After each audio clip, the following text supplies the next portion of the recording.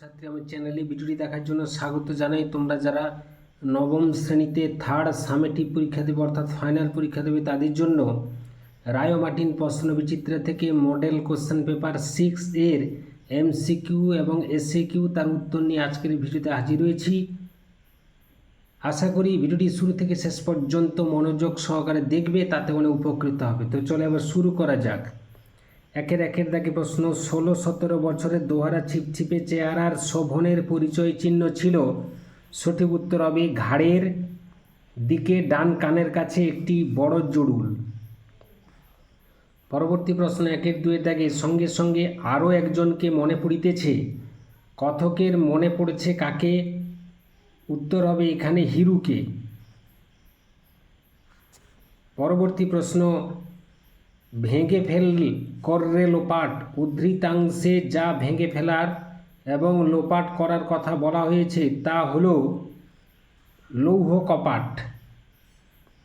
পরবর্তী প্রশ্ন। 1-4 দাগে আমরা কবিতাটি কবি সত্যেন্দ্রনাথ দত্তের কোন কাব্যগ্রন্থ থেকে নেওয়া হয়েছে?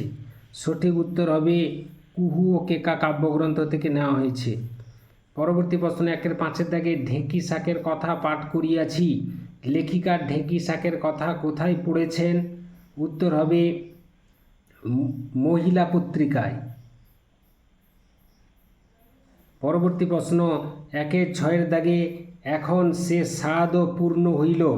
লেখিকার যে স্বাদ পূর্ণ হয়েছে তা হল ঘয়ের দাগে উত্তর হবে তিনি পর্বতের একটি নমুনা হিসেবে প্রথমবার হিমালয় দর্শন করেছেন।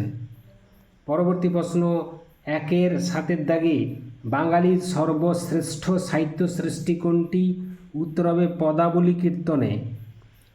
1-8 দাগে প্রশ্ন। পেনিস শব্দ ম্যানিফেকো শব্দের অর্থ কী? উত্তর হবে চমকপ্রদ বা অসামান্য। খুবই গুরুত্বপূর্ণ প্রশ্ন এটি। 1-9 দাগে শকুন্তলার অভিশাপ লাঘবের জন্য ঋষি দুর্বাসাকে অনুরোধ করেন সখী প্রিয়ংবদা। 1-10 দাগে প্রশ্ন। গরমিল শব্দে গড় একটি হল বিদেশি উপসর্গ। পরবর্তী প্রশ্ন। 1-11 দাগে নগর পড়ে গিয়েছে কোথায় পড়ে গেছে? তটের কিনারে। নগর গিয়েছে পড়ে তটের কিনারে। পরবর্তী প্রশ্ন। 1-12 দাগে নবম শ্রেণী, এখানে নবম হল পূরণবাচক বিশেষণ। পরবর্তী প্রশ্ন। 1-13 দাগে মধ্য স্বরাগমের অপর দুটি নাম হল স্বরভক্তি বা বিপ্রকর্ষ। 1-14 দাগে কোনটি নাসিক্য ব্যঞ্জনধ্বনি নয়? এখানে হবে বর্গীয় হসন্ত। 1-15 দাগে প্রশ্ন। মা শিশুকে চাঁদ দেখায় নিম্নরেখক ক্রিয়াটি কী ধরনের? উত্তর হবে প্রযোজক ক্রিয়া। পরবর্তী প্রশ্ন। 1-16 দাগে একটি পার্শ্বিক ধ্বনির উদাহরণ দাও। উত্তর হবে ল হসন্ত। পরবর্তী প্রশ্ন। 1-17 দাগে বাংলায় মৌলিক স্বরধ্বনির সংখ্যা হল 7টি। 1-18 দাগে প্রশ্ন। বাংময় শব্দটির সন্ধি বিচ্ছেদ করলে হয় বাক্যযুক্তময়, অর্থাৎ ক্ষয়ের দাগে উত্তরটি হবে। এরপরে আমরা জেনে নেব পরবর্তী প্রশ্নের উত্তরগুলো। 2-1 ইলিয়াস প্রতিবেশীকে ধন্যবাদ দিল। ইলিয়াস কেন তার প্রতিবেশীকে ধন্যবাদ দিল? চূড়ান্ত দুর্দশাগ্রস্ত অসহায় ইলিয়াসকে দয়ালু প্রতিবেশী মোহাম্মদ শাহ সাধ্য অনুযায়ী কাজের বিনিময়ে নিজের বাড়িতে থাকা ও খাওয়ার প্রস্তাব দেওয়ার কারণে ইলিয়াস প্রতিবেশীকে ধন্যবাদ দিল। যেন যে same in coward bird solitary pride হওয়াই উচিত বস্তু। বক্তা কোন প্রসঙ্গে কথা বলেছেন? ইংরেজি বাক্যটির অর্থ হল যেটা লোকজনের কাছে প্রকাশে লজ্জার বিষয় সেটা নিভৃতে নিজের কাছে অহংকারের বা গর্বের বিষয়। একথা হেডমাস্টার মশাই নরেশের সাহিত্যচর্চা বিষয়ে বলেছিলেন। 2-3 দাগে ফুরোয় না সেই একগুঁয়েটার দুরন্ত পিপাসা উদ্ধৃতাংশটি কোন কবিতা থেকে গৃহীত হয়েছে? নীরেন্দ্রনাথ চক্রবর্তী রচিত।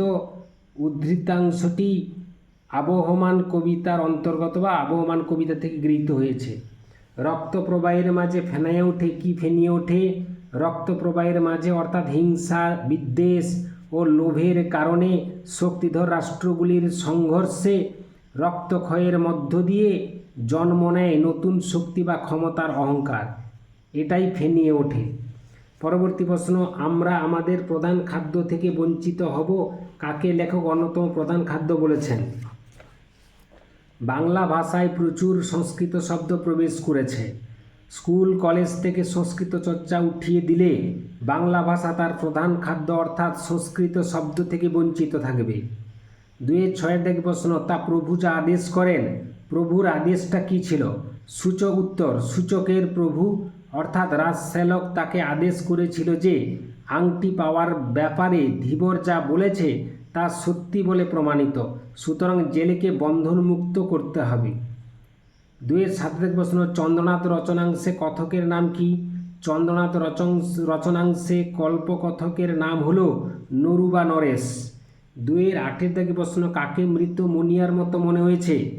গঙ্গাসাগরের ঢেউয়ে ডুবে যাওয়া কামরাঙা রঙের লাল মেঘকে মৃত মনিয়ার মতো মনে হয়েছে। 2-9 থেকে প্রশ্ন, সেই কীর্তিমান পুরুষটির সঙ্গে পাখির একটা সম্পর্ক আছে, কোন কীর্তিমান পুরুষের কথা এখানে বলা হয়েছে? গ্রিক উপকথায় উল্লিখিত সর্বাঙ্গে সহস্রটি চোখ বিশিষ্ট আর্গাস নামক একজন কীর্তিমান পুরুষের কথা বলা হয়েছে। 2-10 থেকে, এটা কেন হয় বাবা, বক্তার জিজ্ঞাসাটি কি? বক্তা প্রফেসর শঙ্কুর জিজ্ঞাসাটা হলো অকস্মাৎ হৃদযন্ত্রের ক্রিয়া বন্ধ হয়ে যায় কেন?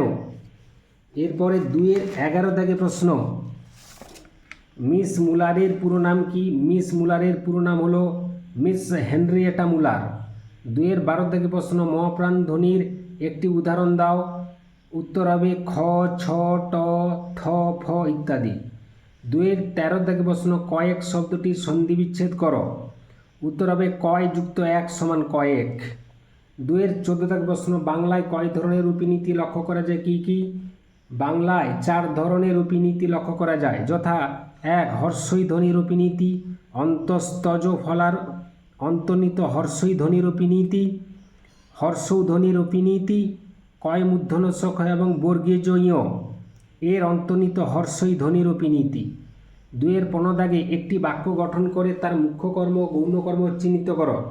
পিতা পুত্রকে বই দিলেন, এখানে দিলেন হচ্ছে ক্রিয়াপদ, তার 2টি কর্ম রয়েছে, পুত্রকে হলো প্রাণীবাচক কর্ম এবং তার বিভক্তি রয়েছে, এটি হচ্ছে গৌণ কর্ম, এবং বই হলো অপ্রাণীবাচক বা বস্তুবাচক কর্ম এবং শূন্য বিভক্তিযুক্ত, কাজে বই হলো এখানে মুখ্য কর্ম।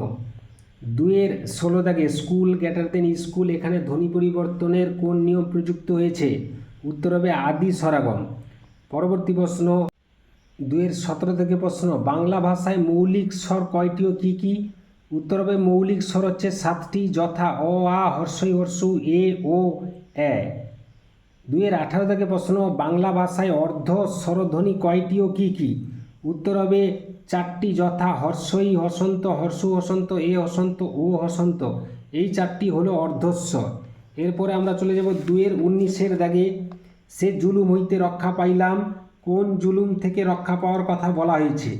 কার্শিয়াং যাত্রাপথে পর্বতের 4000 ফিট উপরে ওঠার পর গরমের জ্বালা আর ছিল না, এখানে এই জুলুমের কথা বলা হয়েছে। 2-20 থেকে প্রশ্ন, সহসা নদী বলিয়া ভুল জন্মে, কোন বস্তুকে নদী বলে ভুল হয়? কার্শিয়াং যাত্রাকালে 3000 ফিট উচ্চতা থেকে নিচের উপত্যকার সাদা কুয়াশা থেকে লেখিকার নদী বলে ভুল হয়েছে। এই ছিল আজকের ভিডিও, আশা করি ভিডিওটি ভালো লেগেছে, লাগলে অবশ্যই একটা লাইক করে দাও, শেয়ার করে দাও, চ্যানেলে নতুন হয়ে থাকে চ্যানেলটি অবশ্যই সাবস্ক্রাইব করে চ্যানেলের পাশে থাকো। ভিডিওটি এতক্ষণ ধরে দেখার জন্য ধন্যবাদ রইল। নেক্সট ভিডিও আবার তোমাদের সঙ্গে দেখা হচ্ছে।